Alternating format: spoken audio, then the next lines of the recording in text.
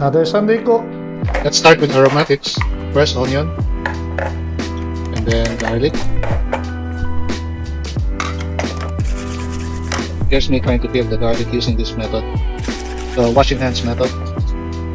If you have a garlic peeling technique, please share. Let's clean the kalitiran. Then add aromatics. Add the dark soy sauce and oyster sauce and a light soy sauce. Of course, our secret ingredient, pickles. Then tomato sauce and tomato paste. Then of course, calamansi, mahal ang lemon. Salt and pepper. Then mix.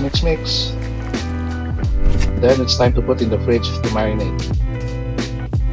We will leave it for 24 hours for the marinade to work. Tulog muna tayo. Then 2 pans. Hindi kasi sa isang pan. We're cooking 2 kilos. Then it's time to saute the beef.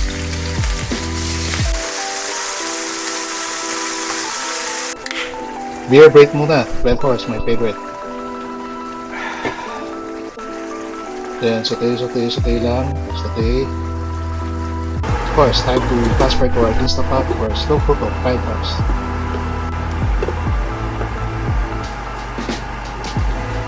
Then we add the extra salt. And of course, add more pickles. And liver spread. Pampalasa yan. And this is our added ingredients, bay leaf.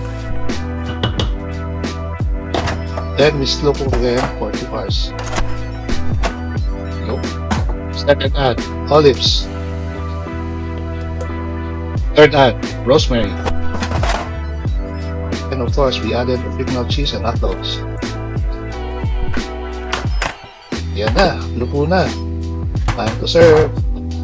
Yun, no? Sarap po. Wow. Creamy. Another Sunday success.